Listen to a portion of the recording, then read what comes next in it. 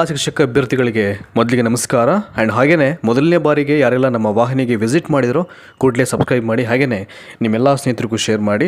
ಭಾಳ ಮುಖ್ಯವಾಗಿ ಟೀಚರ್ ರಿಕ್ರೂಟ್ಮೆಂಟ್ಗೆ ಸಂಬಂಧಪಟ್ಟ ಹಾಗೆ ಒಂದು ಮಹತ್ತರವಾದಂಥ ಅಪ್ಡೇಟ್ಸ್ ಬರ್ತಾ ಇರುವಂಥದ್ದು. ಸ್ಕ್ರೀನ್ ಮೇಲೆ ನೀವೇನು ಒಂದಷ್ಟು ಫೋಟೋಸನ್ನು ನೋಡ್ತಿದ್ದೀರೋ, ಜಸ್ಟ್ ಫ್ಯೂ ಡೇಸ್ ಬ್ಯಾಕ್ ಅಂದರೆ 2-3 ದಿನಗಳ ಹಿಂದೆ ಶಿಕ್ಷಕ ಅಭ್ಯರ್ಥಿಗಳ ಒಂದು ತಂಡ ಟೀಮ್ ಏನಿತ್ತು ಅದು ಶಿಕ್ಷಣ ಇಲಾಖೆ ಒಂದು ಕಮಿಷನರ್ ಕಚೇರಿಗೆ ವಿಸಿಟನ್ನು ಮಾಡಿ ಇವಾಗ ಏನು ಒಂದು ಶಿಕ್ಷಕರ ನೇಮಕಾತಿಯ ಒಂದು ಅಧಿಸೂಚನೆ ಡಿಲೇ ಆಗ್ತಾ ಇದೆಯಲ್ಲ, ಅದರ ಹಿನ್ನೆಲೆಯಲ್ಲಿ ಒಂದಷ್ಟು ರೀಸನ್ಸನ್ನು ಇಟ್ಕೊಂಡು ಯಾವಾಗ ಆಗುತ್ತೆ ಏನು ಕತೆ ಇವೆಲ್ಲವನ್ನು ವಿಷಯಗಳನ್ನು ಕಲೆಕ್ಟ್ ಮಾಡಲಿಕ್ಕೆ ಅಲ್ಲಿಗೆ ವಿಸಿಟ್ ಮಾಡಿದರು. ನೀವೇನು ನೋಡ್ತಾ ಇದ್ದೀರೋ ಅಲ್ಲಿ ಆಯುಕ್ತರಾದಂಥ ವಿಕಾಸ್ ಸರ್ ಅವರು ಶಿಕ್ಷಕರ ನೇಮಕಾತಿಗೆ ಸಂಬಂಧಪಟ್ಟ ಹಾಗೆ ಒಂದಷ್ಟು ಭಾಳ ಪ್ರಮುಖವಾದಂಥ ವಿಷಯಗಳನ್ನು ಅವ್ರಿಗೆ ಅಲ್ಲಿ ವ್ಯಕ್ತಪಡಿಸ್ತಾರೆ. ಅಂದರೆ ಇದುವರೆಗೂ ಆಗಿರತಕ್ಕಂಥ ಏನು ಬೆಳವಣಿಗೆ ಏನು ಟೀಚರ್ ರಿಕ್ರೂಟ್ಮೆಂಟ್ಗೆ ಸಂಬಂಧಪಟ್ಟ ಹಾಗೆ ಅವರೇ ಹೇಳಿದ್ದಾರೆ. ಅದೊಂದು ವಿಡಿಯೋ ನೋಡಬೇಕು ಅಂತಂದರೆ ಡಿಸ್ಕ್ರಿಪ್ಷನ್ ಬಾಕ್ಸಲ್ಲಿ ಹಾಕ್ತೀನಿ ಲಿಂಕನ್ನು. ಇನ್ಸ್ಟಾಗ್ರಾಮ್ ವಿಡಿಯೋ ಇದೆ, ಅಲ್ಲಿ ನೀವು ಅದನ್ನು ವಾಚ್ ಮಾಡ್ಬೋದು.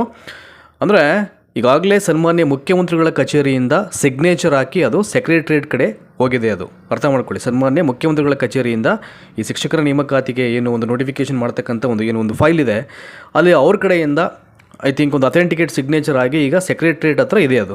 ಸೊ ಸೆಕ್ರೆಟ್ರಿಯೇಟ್ ಕಡೆಯಿಂದ ಏನು ಮಾಡಬೇಕು, ಈಗ ಕಮಿಷನ್ ಹತ್ರ ಬರಬೇಕು. ಅದು ಬಂದ ನಂತರದಲ್ಲಿ ಇಮಿಡಿಯೇಟ್ ನಾವು ಆ್ಯಕ್ಷನ್ ಮಾಡ್ತೀವಿ, ಇಮಿಡಿಯೇಟ್ ವಿತಿನ್ 2-3 ಡೇಸಲ್ಲಿ ನೋಟಿಫಿಕೇಷನ್ ಮಾಡ್ತೀವಿ ಅಂತ ಹೇಳಿದ್ರು. ಬಟ್ ಈಗ 2-3 ದಿನ ಆಗಿದೆ, ಅದು ಒಂದಷ್ಟು ಇರ್ತಿದೆ ಅವೆಲ್ಲವೂ ಕೂಡ. ಯಾಕೆಂದರೆ 7 ಡೇಟಿಗೆ ಸಮ್ಟೈಮ್ಸ್ ಆಗದೆ ಇರ್ಬೋದು.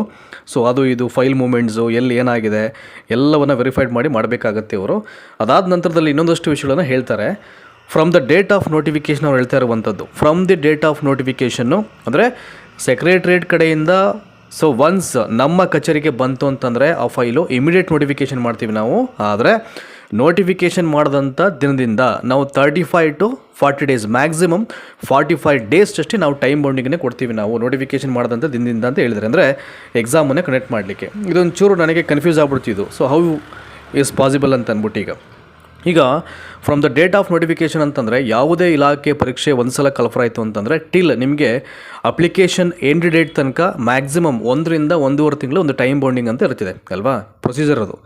ಅದಾದ ನಂತರದಲ್ಲಿ ಫೀಸ್ ಪೇಮೆಂಟ್ಗೆ ಒಂದು 2-3 ದಿನ ಟೈಮ್ ಕೊಡ್ಬೋದು. ಅಂದರೆ ಕೆಲವೊಂದು ಇಲಾಖೆಗಳಲ್ಲಿ ಕೇವಲ ಅದೇ ದಿನ ಮಾತ್ರ ಫೀಸ್ ಪೇಮೆಂಟ್ಗೂ ಕೊನೆ ದಿನ ಆಗಿರುತ್ತೆ.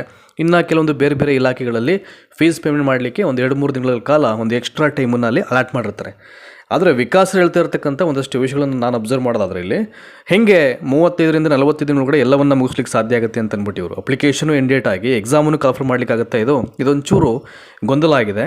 ಸೊ ಮೊದಲನೇದು ಮೊದಲನೇ ಕೆಲಸ ನೋಟಿಫಿಕೇಷನ್ ಆಗಬೇಕು. That is very important. ಅಲ್ಲಿ ಸಾಕಷ್ಟು ಜನ ಕೇಳ್ತಾರೆ ಸಿಲೆಬಸ್ ಹೆಂಗೆ ಬಿಡ್ತಾರೆ ಏನು ಕತೆ ಅಂತ ಅಂದ್ಬಿಟ್ಟು. ನೋಟಿಫಿಕೇಷನ್ ಬಿಟ್ಟು ದಿನವೇ ಸಿಲೆಬಸ್ ಬಿಡ್ತೀವಿ ಅಂತ ಹೇಳಿದ್ರು ಅವರು. ಇದು ನನಗೆ ಅರ್ಥ ಆಗ್ತಿಲ್ಲ ಇದು. ಸೊ ಹೇಗೆ ಏನು ಯಾವ ಥರ ಅವ್ರದ್ದು ಟಾರ್ಗೆಟ್ಸಲ್ಲಿ ಹಾಕೊಂಡಿರೋ ಅಂತ ಅಂದ್ಬಿಟ್ಟು. ಆಮೇಲೆ ಇನ್ನೊಂದು ಹೇಳಿದ್ರು ಅವರು 2022 ನಿಮಗೆಲ್ಲ ಗೊತ್ತೇ ಇದೆ ಏನೆಲ್ಲ ನೋಟಿಫಿಕೇಷನ್ ಆದ ನಂತರದಲ್ಲಿ ಸೆಲೆಕ್ಷನ್ ಟೈಮಲ್ಲಿ ಕಾನೂನಿನ ವ್ಯಾಜ್ಯಗಳು ಏನೆಲ್ಲ ಅರೈಸ್ ಆಗುತ್ತೆ, ಅದು ಎಷ್ಟು ವರ್ಷಗಳ ಕಾಲ ಎಳ್ಕೊಂಡು ಹೋಗ್ಬಿಡುತ್ತೆ ಅದು, ಅವೆಲ್ಲ ಸಮಸ್ಯೆಗಳು ಇತ್ಯರ್ಥ ಆಗಲಿಕ್ಕೆ ಅಂತ ಅಂದ್ಬಿಟ್ಟು. ಹಾಗಾಗಿ ನಾವು ಕೆಲವೊಂದು ಮುಂದೊಂದು ದಿನ ಕೋರ್ಟ್ಗೆ ಹೋಗ್ಬಾರ್ದು, ಯಾವುದೇ ಸಮಸ್ಯೆಗಳಾಗಬಾರ್ದು ಅಂತಕ್ಕಂಥ ಹಿನ್ನೆಲೆಯಲ್ಲಿ ಅದಕ್ಕೆ ಬಗ್ಗೆಯೂ ಕೂಡ ಈಗಾಗಲೇ ನಾವು ಪ್ರಿಪ್ರೇಷನ್ ಮಾಡಿದ್ವಿ ಅಂತಲೂ ಹೇಳಿದ್ದಾರೆ. ಸೊ ಗೊತ್ತಿಲ್ಲ ಅದು ಹೇಗೆ ಮಾಡಿದ್ರು, ಅದು ಹೇಗೆ ನಡೀತಾ ಇದೆಯಾ ಅಂತ ಅಂದ್ಬಿಟ್ಟು. ಸೊ ಅವರು ಹೇಳಿದಂಥ ಸ್ಟೇಟ್ಮೆಂಟ್ಸ್ ಏನಪ್ಪ ಅಂತಂದರೆ ಫೈನಲಿ ಈಗಾಗಲೇ CM ಇಂದ ಸೆಕ್ರೆಟ್ರಿಯೇಟ್ಗೆ ಬಂದಿದೆ ಸಿಗ್ನೇಚರ್ ಆಗಿ, ಸೆಕ್ರೆಟ್ರಿಯೇಟಿಂದ ನಮ್ಮ ಕಚೇರಿಗೆ ಬರಬೇಕು. ಅದು ಬಂದ ನಂತರದಲ್ಲಿ ಇಮಿಡಿಯೇಟ್ ನೋಟಿಫಿಕೇಷನ್ ಮಾಡ್ತೀವಿ ಅಂತ ಹೇಳಿದರೆ.